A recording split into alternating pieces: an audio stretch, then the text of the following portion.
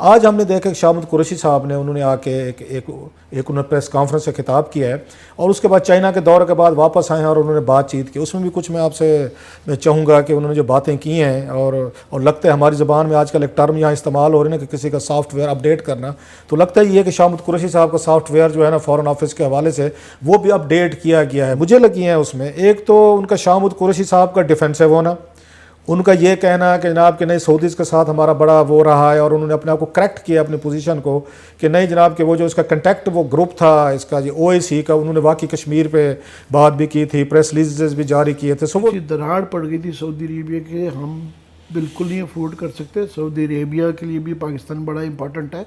बहरहाल हमारी वहाँ पे फौजें बैठी हुई हैं और पूरे आलम इस्लाम में पाकिस्तान से ज़्यादा कोई भी सऊदी अरेबिया के मुहाफ़िज़ नहीं हो सकता और हमारा उनके साथ एक डिफेंस का भी रिलेशनशिप है अदर रिलेशंस के अलावा जो है। तो उसकी करेक्शन करना बड़ा ज़रूरी था जो ये शाह कुरैशी साहब ने किया है ताकि उस दरार को किया जाए, क्योंकि पैसों की वजह से डिफर्ड ऑर्डमेंट पेमेंट की वजह से सबसे ज़्यादा 5,000 से ज़्यादा जो $5 अरब से ज़्यादा जो रेमिटेंसेज आ रहे हैं और तकरीबन 27 लाख जो पाकिस्तानी वहाँ काम कर रहे हैं उसके लिए बड़ा ज़रूरी था। मगर हकीकत अपनी जगह कि हुआ क्या है, हुआ ये है कि जो आप और मैं अपनी स्टोरीज़ में व्लॉग्स में ज़िक्र करते रहे हैं कि सऊदी अरेबिया को केमिस्ट्री अपनी जगह मगर मुल्कों के मफादात होते हैं। उनको जो सऊदी अरेबिया की और UAE की जो टेंशन चल रही है कतर और टर्की के साथ, वो शाम में और लिबिया में वो बहुत बढ़ गई है, वो अगले लेवल तक जा चुकी हुई है और कुछ हद तक इराक में भी। तो उनको जो है वो पाकिस्तान की न्यूट्रलिटी नहीं चाहिए, उनको चाहिए पाकिस्तान की कि हम सही नज़र आएँ कि हम तुर्की के ख़ास तौर पे अगेंस्ट सऊदी अरेबिया के साथ खड़े हों और उसमें चाहे बजाय इसके कि वो ये उल्टा देख रहे हैं कि यहाँ तुगरल कामयाब हो रहा है और हमारे अर्दगान की तारीफ़ और हमारा एक तारीखी तुर्की के साथ ताल्लुक़ रहा हुआ है। उन्हें न्यूट्रलिटी नहीं, वो चाह रहे थे कि हम उनके साथ खड़े हों, जो कि पाकिस्तान नहीं कर सकता। हमारी ये पिछले 70 साल से है कि हम ईरान के साथ हमारा हमसाया ममालिक है, तुर्की के साथ हमारी तारीखी एक ताल्लुक़ है, सऊदी अरेबिया के सपना है, हम बैलेंस करते हैं, हम उसी पोजीशन पे हैं, वो ही रख सकते हैं। तो वहाँ से थोड़ा सा एक किस्म का सऊदी अरेबिया ने हमें तुनका जो करवाया कि हमारे पैसे रोके और वो किया, तो हमने भी सिंबलिज्म जो है उन्होंने भी सिंबॉलिक वो एक किया कि जेस्चर दिया, एक थोड़ा सा खींचा पाकिस्तान को तुनका लगा के। तो हमने भी तुनके का जवाब शाह कुरैशी साहब ने तुनके का जवाब तुनके में दे दिया है। ये तो कुछ और था तुनका, मगर अब ये उन्होंने तो डिप्लोमेटिक चैनल यूज किए होंगे ना, डिप्लोमेटिक उसमें किया, पब्लिकली नहीं किया। ये था कि शाह कुरैशी साहब ने जो टीवी टॉक शो के ऊपर जो किया उसका जो जवाब दिया ये क्रूडली किया गया, बुरे तरीके से किया गया। हाँ, ये बिल्कुल बिल्कुल उसके अंदर कोई शक ही नहीं है कि वो बुरे तरीके से मेरा ख्याल उनको ये लगाया गया।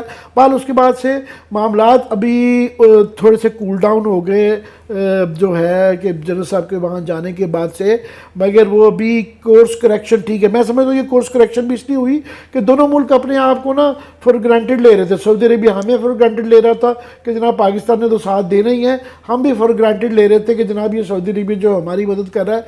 तो अब दोनों थोड़ा सा हल्का हल्का पीछे हटे हैं।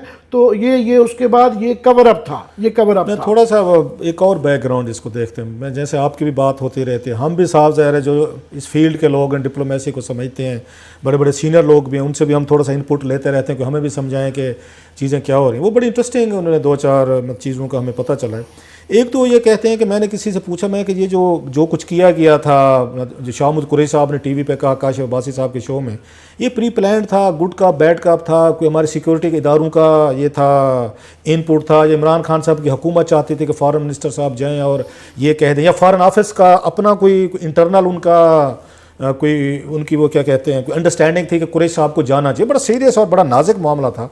बड़ी इंटरेस्टिंग चीज़ें आई हैं सामने। फॉरेन ऑफिस इस बात पे बिल्कुल खुश नहीं है। फॉरेन ऑफिस की ब्यूरोक्रेसी टोटली अनहैप्पी है विद शाह महमूद कुरैशी साहब। वो तवक्को नहीं कर रहे थे कि अब टीवी पे जाएंगे और अपने एक दोस्त मुल्क के बारे में ऐसे ब्लास्ट कर देंगे। सो फॉरेन ऑफिस के लोग ये कहते हैं कि जी हमारा इस पूरे डिबेकल से कोई तल्लुक नहीं है, ना हमने एडवाइस किया था, ना हमसे पूछा कि नंबर 1, तो फिर कैसे हुआ ये सारी चीज़ें। एक ये भी बताते फॉरेन ऑफिस वाले कि हमें सऊदीज़ को अब डिफरेंट ट्रीट करना पड़ेगा। वो किंग अब्दुल्ला वाला सऊदी अरेबिया नहीं है, वो वाइज लोग थे, मेच्योर थे, उनके काउंसिल थी, वो डिसाइड करते थे कि हमने क्या क्या फैसले करने। उसकी एक तो मिसाल मुझे बताई गई, उन्होंने कहा ये था कि शाम पे जब ये सऊदीज़ और शाम का मसला था, सऊदीज़ आए थे हमारे पास उस वक्त, ये किंग अब्दुल्ला आए थे कि आप हमें सपोर्ट करें शाम वाले मसले पे, हम चाहते हैं कि शाम को हम हाफिज साहब उनका वो ये बशार जी वो जो है उनके खिलाफ हमें सपोर्ट दें। कहते हमने उस वक्त भी इनकार किया था जैसे यमन पे इनकार किया। सऊदीज़ को हमने समझाया था कि आप वो गलती करने जा रहे हैं जो हमने अफगानिस्तान में की थी। इनके तुर्कों से भी बड़े अच्छे तल्लुकात हैं। अब देखें, हालांकि एक तरफ से आपके सऊदी अरेबिया और यहाँ तुर्की में बहुत बड़ा एक वहाँ पे ब्लड वाली वो क्या बैड ब्लड चल रहा है, उन्होंने इसके बावजूद तुर्कों को पीछे किया। उन्होंने फिर भी सऊदीज़ के कैंप में अपना डाला और वो तुर्कों को भी खुश रखेंगे।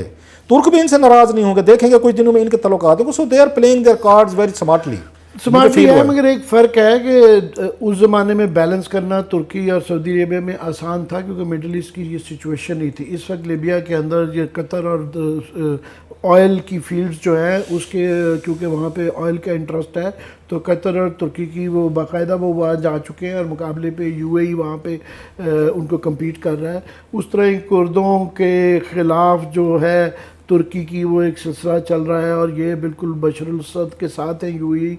और ये तो ये मिडल ईस्ट की इतनी बैलेंस करना आसान था। अभी एग्जैक्टली हम बैलेंस करने की वो हमसे बैलेंसिंग एक्ट नहीं मांग रहे। वो कह रहे हैं कि आप इसमें पोजीशन लें और हमारे हक में कूद जाएं, जो कि हम नहीं करना। और साथ में ईरान के साथ भी टेंशन वो वाली वो चलती रहती है कि उनसे जो है ना स्ट्रीट्स, अरब स्ट्रीट्स के ऊपर भी जो है ना एक उनको प्रॉब्लम रहती है कि वो अखवान वाला जो हम बार बार जिक्र करते हैं, अखवान अल मुस्लिमीन का जो एक टर्की उसको जो सपोर्ट करता है उससे वो अनर्व करते हैं।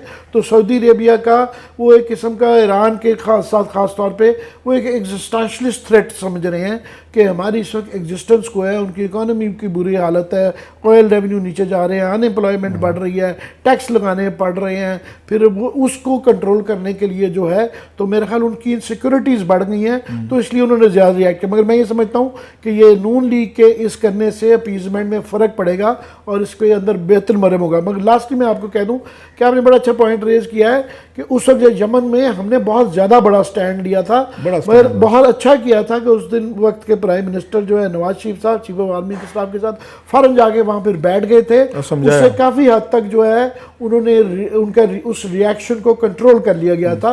तो इस दफ़ा शायद उन्होंने उस तरीके से अकेले चीफ ऑफ आर्मी स्टाफ को भेजा। बेहतर होता अगर इमरान खान साहब खुद भी चले जाते हैं। इन्होंने शायद प्रॉब्ली रियलाइज़ नहीं किया कि सऊदी अरेबिया का इस मामले पे क्या है, या जब हो सकता है आने वाले दिनों या हफ्तों में ऐसा देखें हम कि प्राइम मिनिस्टर इमरान खान को खुद जाना पड़े, और जाना भी चाहिए क्योंकि सऊदी अरेबिया हमारी बहरहाल लाइफ लाइन है। सऊदी अरेबिया की फ्यूचर का पता नहीं है, मगर फ़िलहाल हमारा उनके बगैर गुजारा